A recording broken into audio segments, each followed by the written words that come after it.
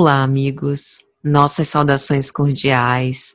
É com muita alegria que nós estamos aqui hoje para o canal Lições de Amor, nesse nosso segundo seminário online, As Mulheres do Evangelho, em que nós trazemos essas abordagens muito belas sobre mulheres que tiveram contato com Cristo e que transformaram as suas vidas por esse contato para nos inspirar nesses momentos pelos quais nós estamos agora atravessamos, com o objetivo de nos dar muita força, bom ânimo, coragem e esperança.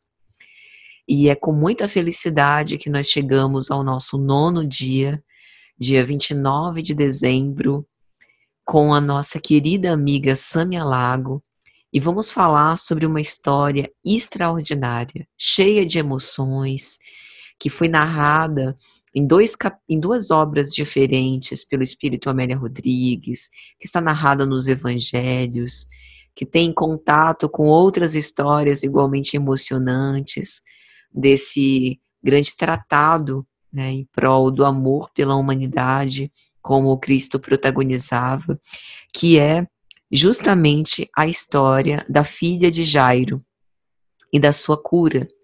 Então é com muita alegria que a gente hoje recebe a nossa querida amiga Sâmia Lago, com o objetivo de que nós possamos reflexionar sobre isso. Então, para que nós possamos iniciar os nossos trabalhos e passar a palavra para ela, nós agradecemos a todos a presença, não só hoje, mas em todos os dias desse seminário. Nossa gratidão sincera por todos vocês. Se Deus quiser, no ano que vem a gente retorna, né? Já adiantamos uma excelente passagem de ano. E agora, fiquem com Sâmia e com essa abordagem excepcional. Uma alegria estar aqui falando a respeito de uma figura feminina que aparece no Evangelho e que representa uma das curas de Jesus. Ele que tocou tantos corpos na época em que esteve entre nós, segue tocando corações infinitamente. O Mestre Jesus, o Divino Rabino, aquele que nos trouxe como revelação maior, como lei, o amor. Também se apiedou de corações sofredores, atendendo pedidos aqui e ali, para curar corpos, para restabelecer a saúde de diversas criaturas que sofriam sem esperança. Jesus, quando esteve na nossa companhia, encarnado, representando a divina missão, que era revelar o amor de Deus como uma lei que corta todo o universo. E ensinou-nos caminhando.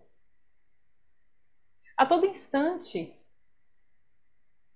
que percebemos a figura do Cristo durante as suas pregações, ele jamais estava inativo. Jesus caminhava muito. Isso transparece para a nossa visão de hoje que o Mestre percorreu milhares e milhares de quilômetros. Quando, na verdade, é bom que lembremos que a região que o Cristo escolheu para pisar na terra era muito pequena. Jesus andou muito, mas fisicamente aquela região representava e representa ainda hoje um espaço muito pequeno no planeta Terra. De maneira que estima-se que Jesus caminhou apenas uns 8 quilômetros. A sua missão, entretanto, estendeu-se sobre todo o planeta. Isso nos revela a natureza da missão do Cristo. Ele não veio simplesmente para restabelecer a saúde de corpos físicos. Jesus não veio ao nosso encontro para trazer a esperança daquele que reencontra a saúde, que pode, então, depois de ter restabelecida a normalidade, ou aquilo que se aproxima da normalidade, poder gozar da vida, usufruir dos bens, porque a missão do Cristo, desde sempre, foi para restabelecer o espírito em seu caminho evolutivo, trazendo-nos a revelação de uma nova ética, reencaminhando-nos, de tal maneira que afirmou: eu sou o caminho, a verdade e a vida. Ninguém vem ao Pai senão por mim. Também é de se estranhar que a época que o Cristo pisou na terra, pouquíssimas pessoas sabiam ler e escrever. Ele caminhou entre os iletrados. As suas palavras, as suas lições foram registradas pelos escribas, por aqueles que conseguiam escrever alguma coisa. Mas devemos nos recordar que naquela época a ciência era incipiente. Não existia, pelo menos nos moldes que conhecemos hoje. Existia algum tipo de interferência humana nos corpos, é verdade, a fim de restabelecer a saúde, mas não tinha sanidade sanitária, não tinha a intervenção da medicina sanitária, tampouco a medicina avançada que nós conhecemos hoje. Nada disso estava disponível para aquela humanidade. Jesus encarnou-se entre letrados, entre analfabetos. Talvez por isso rogou ao Pai, dando-lhe graças, por ter revelado todas as coisas aos simples, aos ignorantes, e não ter trazido a sua revelação entre os mais ricos, que ainda assim, a nível de comparação, possuíam talvez o conhecimento que uma criança de 10 anos possui hoje, exageradamente falando. A humanidade, então, já está apta a absorver na inteireza e na pureza aquilo que o Cristo trouxe, as curas realizadas por Jesus, que restabeleceram corpos, são simplesmente auxílios momentâneos ou faziam parte de um propósito maior? Representavam, então, uma cura mais profunda na alma humana. Entretanto, este que caminhou pouco, tratando-se de comparação entre toda a extensão mundial, este que falou àqueles que não poderiam registrar, escrevendo, datilografando ou computando em máquinas tecnológicas, deixou uma marca tão profunda na humanidade que dividiu a história ocidental entre antes e depois de sua passagem. É inegável que a figura do Cristo, ainda este histórico, mudou a vida daqueles que lhe aceitaram e que também ainda não lhe aceitaram. Não é possível hoje registrarmos o tempo ocidental sem nos reportarmos ao marco inicial, que é o momento em que o Cristo veio à Terra. Ele dividiu a história. E o seu evangelho também é toda uma divisão e uma proposta de renovação. Não é possível coadunar a proposta do Cristo em profunda reverberação ética com a proposta do mundo que o mundo nos oferece. Não é possível juntar Deus e Mamon, como não é possível juntar, depois que corta algo, as metades apartadas por uma espada. Espada essa que o Cristo se refere, com o anseio de dividir a humanidade, mas não fisicamente. Dividir entre aqueles que estão aptos para caminhar mais adiante e aqueles que escolheram juntar-se a valores de materialidade.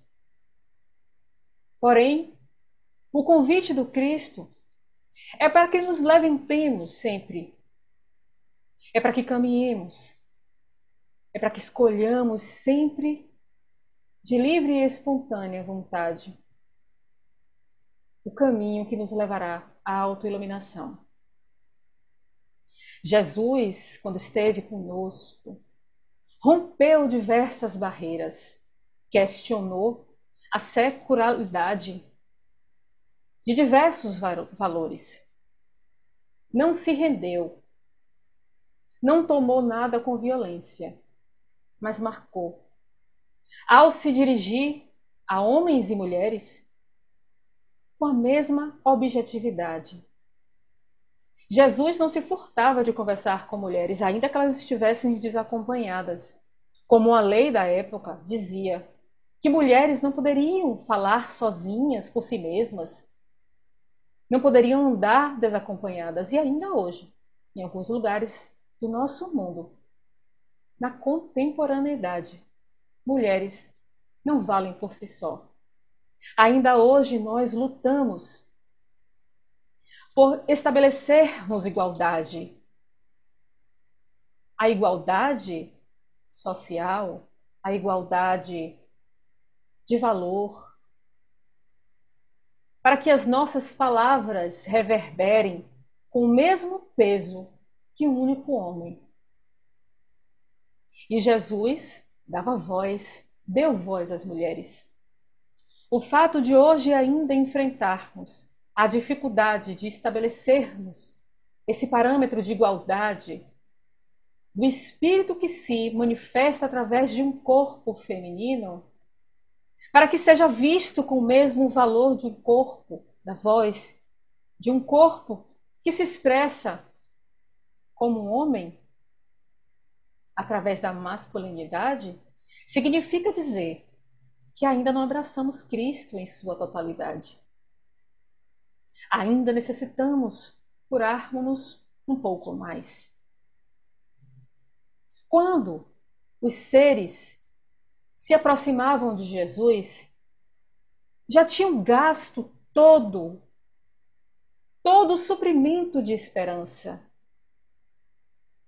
Aqueles que se aproximavam do Cristo, com uma mínima certeza de superioridade, ainda não estavam prontos para Ele, para entender a sua mensagem, para aceitar a sua cura.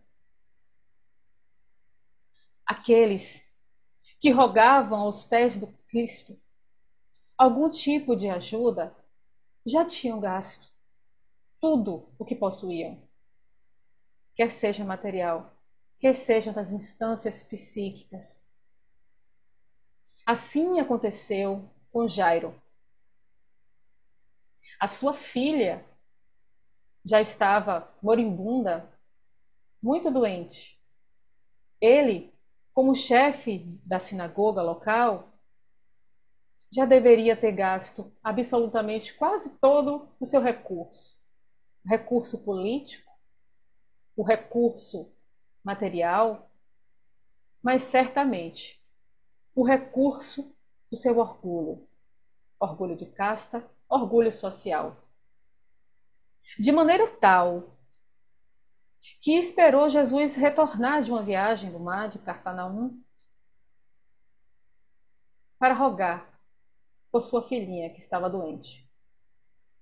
Ao avistar o mestre, retornando de sua viagem, em meio também a uma multidão que o aguardava, ele se joga aos pés do Cristo e pede para que ele vá até sua casa, pois a sua filha doente estava muito próximo da morte.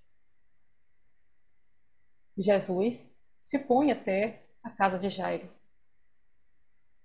Imagine o quão difícil foi para este homem desobrigar-se de todo o preconceito que era revestido à sua posição, para se colocar na presença do Cristo e rogar a sua ajuda.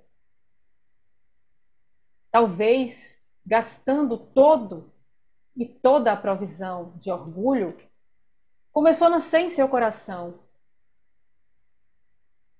uma gota sequer de fé. E indo até o Cristo buscar ajuda para a sua única filha, que tinha 12 anos e que morria, ele demonstrou lançar mão de sua última esperança. E assim o fez. Jesus atendeu o seu pedido. Reconheceu na face daquele pai não somente o desespero, mas a gota de fé que era necessária para assumir que o Cristo tinha o poder de curar sua filha. Então ele reconheceu o poder daquele homem simples, que era cercado por iletrados, e recorrendo ao divino médico das almas, o levou até sua casa. A multidão que aguardava Jesus, e provavelmente a multidão que acompanhava o chefe da sinagoga, também os acompanhou. Jesus levou consigo Pedro, Tiago e João, os 3 discípulos que estavam sempre muito próximos dele. Porque Jesus andou muito, sempre acompanhado dos seus discípulos. O apostolado foi representado por 12 homens, mas ele, em sua grandeza, jamais deixou de reconhecer a transcendência do espírito feminino. Tanto é que depois da sua desencarnação, apresentou-se primeiramente em espírito a uma mulher. Devemos lembrar também que Jesus não desconhecia nenhum pensamento, não fazia absolutamente nada que não fosse com a intencionalidade de curar. Temos que pensar em Jesus como um grande curador. Curador dos corpos, mas, sobretudo, da ética humana. E então, seguindo até a casa de Jairo, Jesus, rodeado por uma multidão, cercado como sempre estava pelos mais simples, sentiu que alguém lhe tocou. Faz parte dessa passagem que se encontra nos evangelhos que coincidem entre si, mas, sobretudo, tratamos aqui de Marcos 5, de 35 a 43. Nessa passagem, não somente é tratada sobre a filha de Jairo, mas também daquela história que nós conhecemos e que muito é repetida. A mulher com fluxo de sangue há 12 anos. A hemorroíça, ou a mulher que tinha uma hemorragia. Independente de qual fosse a sua afecção, de qual fosse o seu problema físico, ela tocou as vestes de Jesus em meio de uma multidão. E o pensamento do Cristo notou a sua presença. Essa mulher também tinha gastado tudo o que possuía de material. Essa mulher encontrava-se naquele instante também no limiar da desistência, guardando provisão de fé para a última tentativa, dando absolutamente tudo de si. Ao tocar as vestes do Cristo, ele para no meio da multidão e diz: alguém me tocou. Os apóstolos, naquele instante, aturdidos por uma questão dessa, como assim, mestre? Em meio à multidão, Você notou que alguém te tocou?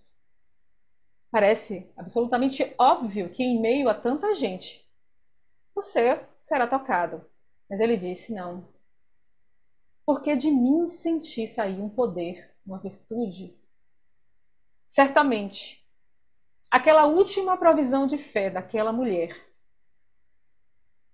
que estava impura conforme as leis da época.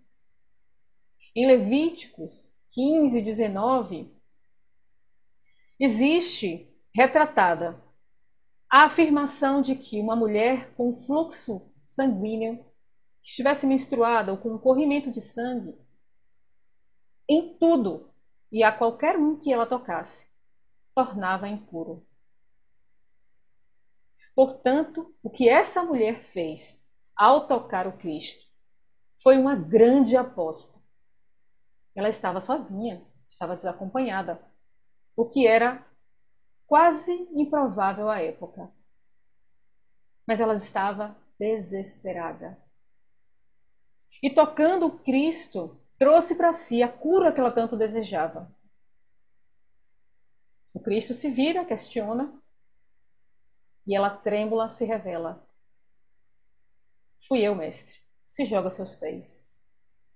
Na coragem daqueles que não querem que outros assumam a posição pela própria responsabilidade. Desesperada, tanto ela rompeu com a convenção social, como Cristo foi capaz de restabelecer a verdade, a essência, e disse: minha filha, a tua fé te salvou. A tua fé te curou. Qual a importância dessa passagem? Para a filha de Jairo, que logo mais também teria o seu encontro com Cristo. Essa mulher que há 12 anos sofria de um fluxo ininterrupto de sangue. Aparece também na história de uma menina que tem 12 anos e que sofre de uma doença ou que está muito próxima da morte. Independente da numerologia, essa mulher foi muito importante para a história da filha de Jairo, porque aquele pai, que estava talvez nas últimas instâncias de sua fé, viu ali o Cristo levantar uma mulher. O Cristo ergueu uma mulher para a vida, dando para a humanidade inteira a certeza de que a figura feminina era tão importante quanto a figura masculina. Para que curar uma mulher? Para que quebrar toda uma sorte de convenções para curar um ser que não valia por si só, que era considerada a propriedade, e ainda assim o é, em diversas culturas e em diversas mentes. Era considerada propriedade de algum homem. Deveria estar sempre sob a sua custódia.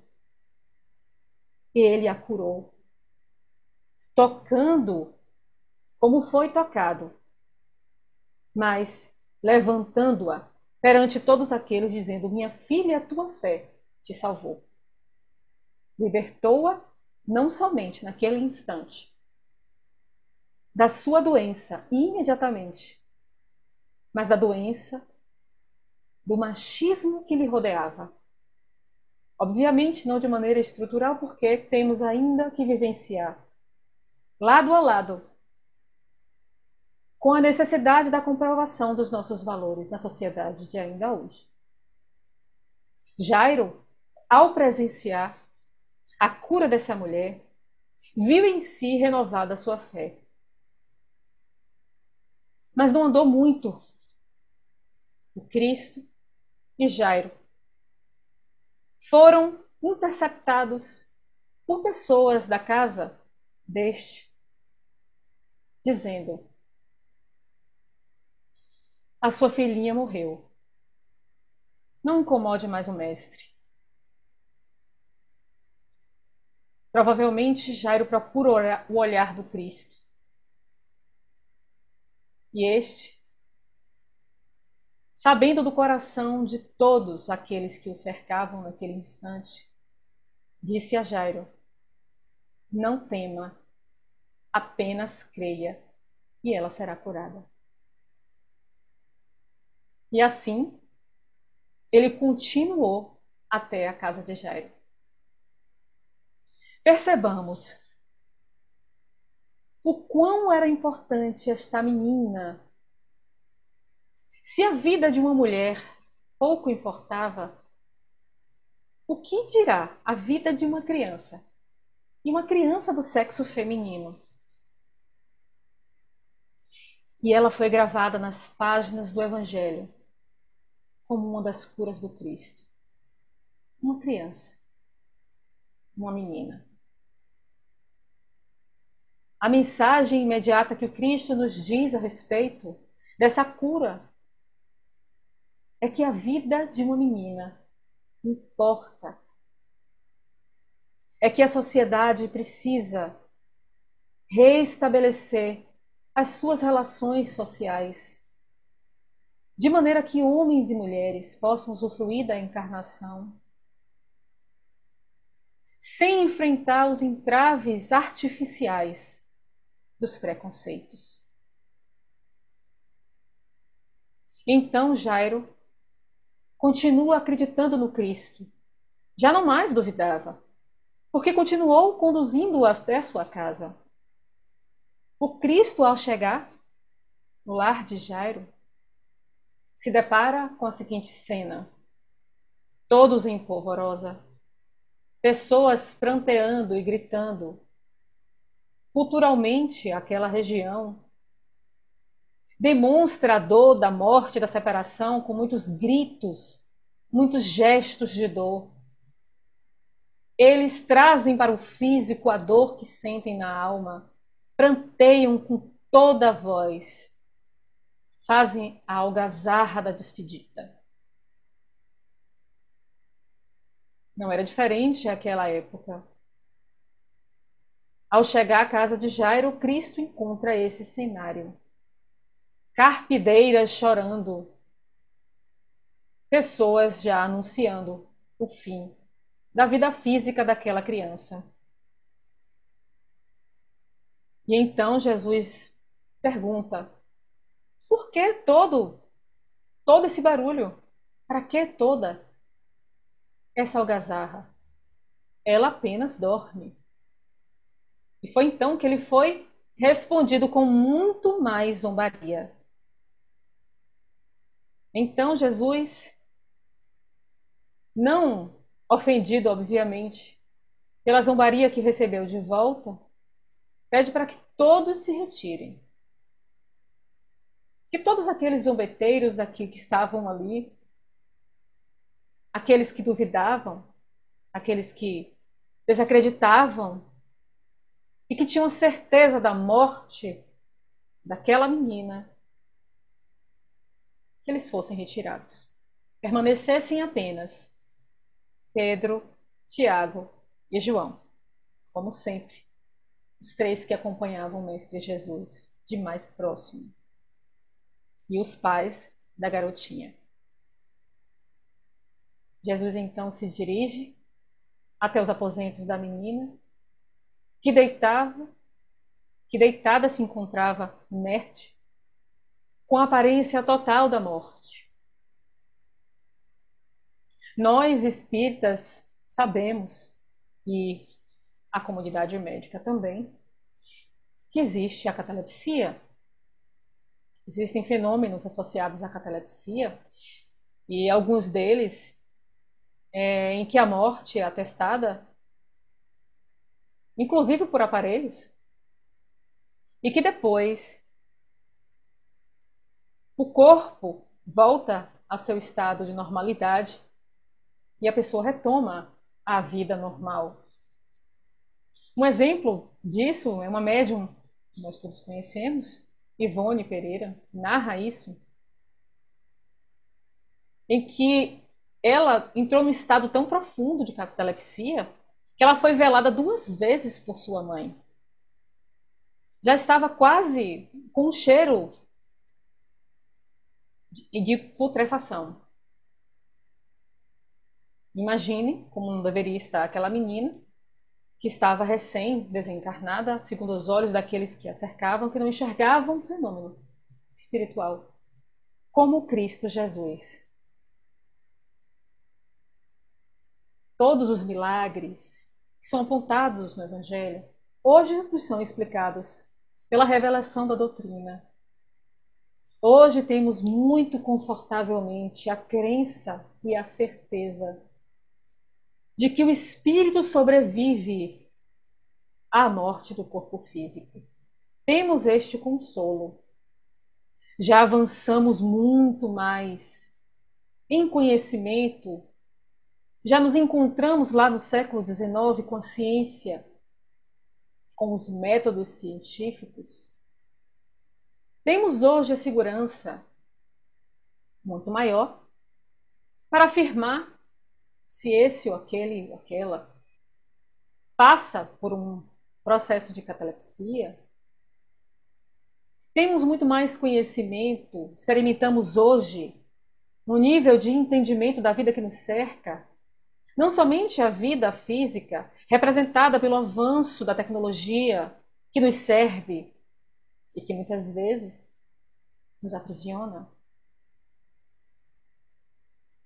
Temos também a possibilidade de estudarmos de maneira mais detida e mais profunda sobre nós mesmos, sobre a nossa psique, representando não somente o conhecimento externo sobre a humanidade, mas a possibilidade de avançarmos um pouco para o universo que somos em espírito, em mente, ainda que seja encarnada, já representa um universo inteiro. Temos hoje representado um avanço material muito mais do que tinha o povo naquela época. O que cabia ao povo no tempo do Cristo era uma fé robusta. Mesmo aqueles que não acreditavam em Cristo, como vemos a figura de Paulo de Tarso, equivocado, ao perseguir cristãos, tinha uma fé em Deus viva e morredora, que mais tarde foi utilizada, repolarizada, redirecionada para servir ao mestre da vida. Contava aquele povo somente com a fé. Portanto, era importante, indispensável, que permanecessem a câmera da menina morta aos olhos do mundo aqueles que tinham a capacidade de não duvidar. Cristo necessitava que naquele instante se instaurasse a condição ideal para chamar de volta aquela criança à vida. E assim o fez. Pegou em sua mão e disse: Talita, cumi, que significa menina ou menininha, levanta-te.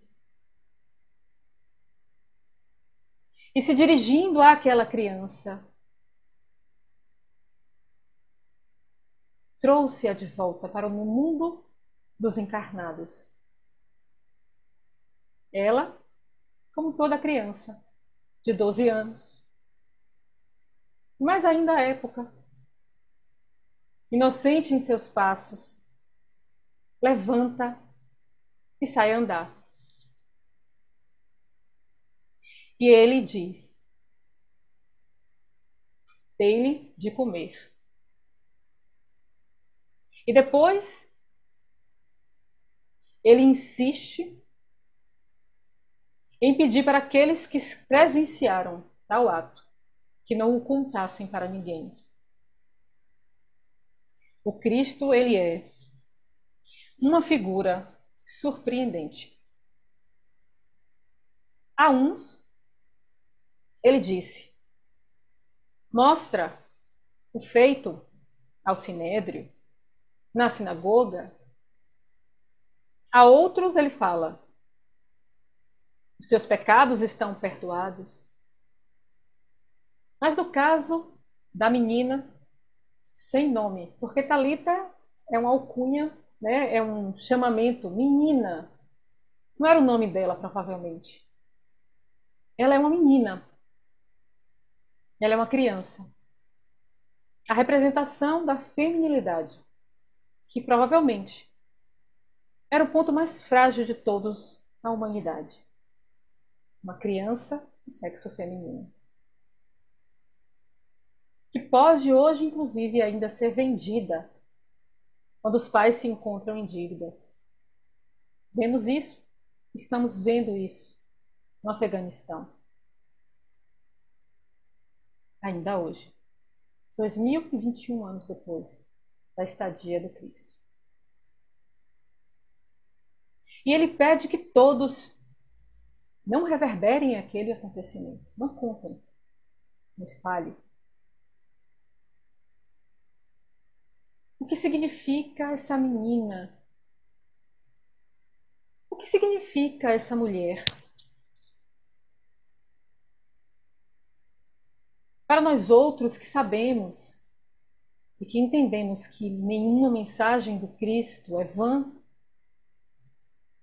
a mulher que já sofria há muito tempo pode ser tomada pela simbologia de uma humanidade que se arrastava,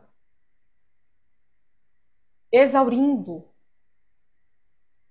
deixando sair de si todo o fluido vital, sangrando. Há tanto tempo e há tantas eras, a humanidade se arrasta. E aqueles indivíduos que não ousam tocar a orla do Cristo, se aproximando minimamente dos seus conhecimentos, ainda sangrarão. Recusando-se à modificação necessária, à crença profunda, ainda estarão doentes. E a menina, simbolicamente pode ser conhecida, pode ser entendida, interpretada como a humanidade jovem, inexperiente, incipiente, que ainda dorme, mas que já está pronta para ser acordada. Que ao se encontrar com Cristo, levanta, alegre, mas que ainda precisa ser alimentada. Ainda precisa ser protegida. Acreditamos ainda, de maneira talvez infantil de nossa parte, que já nos encontramos no topo do conhecimento humano, que já nos encontramos na representatividade maior, quer seja biológica, quer seja psíquica ou espiritual, do ápice da humanidade na Terra. Nada mais para descobrir? Já temos por suficiente a ciência que produzimos hoje, não negando, obviamente, de modo algum, a importância da ciência, a relevância da ciência para a vida e para a manutenção da humanidade. Mas achamos, muitas vezes, e nos comportamos, tantas outras, como seres independentes uns dos outros. Quantas vezes ouvimos ou até mesmo repetimos? O problema é meu. A vida é minha. Eu tenho livre-arbítrio para agir. Eu faço o que quiser. Tenho toda a liberdade nas minhas mãos. Quando, na verdade, Ainda somos Talita. Ainda dormimos para muita coisa.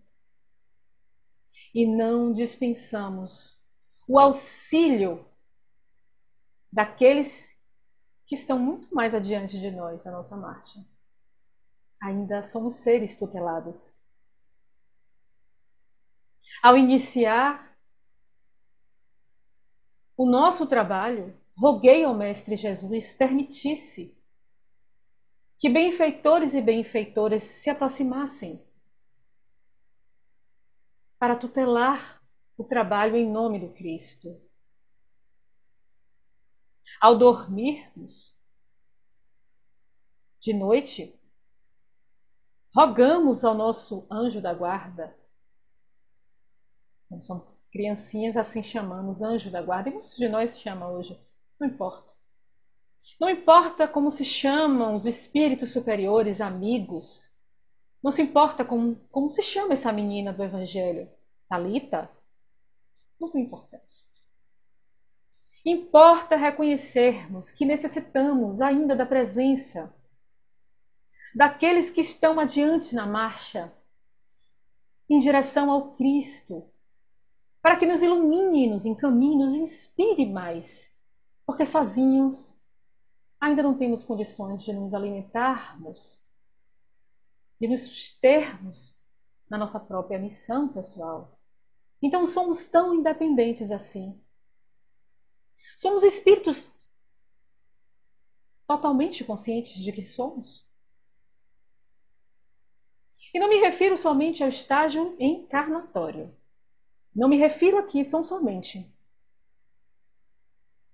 ao lugar que ocupamos agora nesse instante enquanto encarnados e encarnadas. Eu me refiro ao estágio espiritual em que cada um da humanidade encarnada na Terra se encontra. O Cristo esteve entre nós somente há 2021 anos. Achamos que é muito tempo. Nós contamos 2 milênios. Nos assustamos, dizemos, tem muito tempo que o Cristo esteve conosco. Não é tanto tempo assim. Somente há 3.500 anos antes do Cristo, começamos a reproduzir símbolos para comunicarmos uns com os outros. Reproduzir símbolos através da escrita dos sumérios na Mesopotâmia. 3.500 anos antes de Cristo. Somente há pouco mais de 5.000 anos escrevemos, registramos os nossos pensamentos, nos comunicamos de alguma forma, não somente através da fala. Estamos ainda aprendendo a viver em comunidade e a interpretar a lei do Cristo. Se vivêssemos já como se Cristo morasse em nós há 2021 anos, estaríamos em pé de igualdade uns com os outros, não igualdade longe do mérito da construção de cada um, mas a igualdade do olhar de uns para com os outros, como fraternalmente deveríamos seguir o convite do Cristo, que nos amássemos uns aos outros como Ele nos amou. Talita cumi. Já abrimos os nossos olhos? Já erguemos o nosso leito de morte? Já ressuscitamos para a vida espiritual? Já nos revelamos? Estamos ainda na condição daqueles que sangram sem fé? Ou estamos já na condição daqueles que estão se alimentando, se fortalecendo para viver até o final da vida, velhinha? Como essa menina, que nas palavras de Amélia Rodrigues, no livro Trigo de Deus, afirma que ela contou a própria história, já anciã, depois de ter sido levantada pelo Cristo. Nós precisamos entregarmos-nos no caminho, nos braços de Jesus, não de um Jesus histórico, e dar a mão, mas não uma mão física. Não imaginemos mais que o Cristo se reveste de qualquer figura masculinizada. Nos recordemos que o Mestre é espírito puro desde quando pisou a terra, muito antes disso. Emmanuel diz que a sua evolução se perde na poeira de milhares de sóis. Não sabemos o que significa isso, não em profundidade, mas imaginamos que a caminhada do Cristo nos antecede em muito. Vamos dar a mão a esse Espírito que nos convida a levantar. Vamos nos alimentar e nos fortalecer efetivamente daquilo que Ele nos ensinou. Para continuarmos caminhando, ainda nos falta muito em sabedoria. Estamos talvez saindo da primeira infância espiritual, encarnados no mundo de provas e expiações, que, segundo a revelação dos espíritos que participaram da codificação, ocupa o segundo lugar na escala evolutiva dos mundos. Não estamos muito longe do princípio. Levantemo-nos, então, porque temos um guia seguro. Dentre todos esses que nos cercam, através do convite que fazemos com os nossos sentimentos, pensamentos e ações, se assim o quisermos, elegemos aqueles que nos fazem o bem, para que consigamos fazer o bem também. Mas temos, acima de todos, de tudo, pairando com muito amor a nos governar, dizendo: eu sou o caminho, eu sou a vida. Ninguém vem ao Pai senão por mim. Levantemo-nos e escolhamos essa mão segura. Nesse instante, roguemos para que tenhamos a coragem, a simplicidade,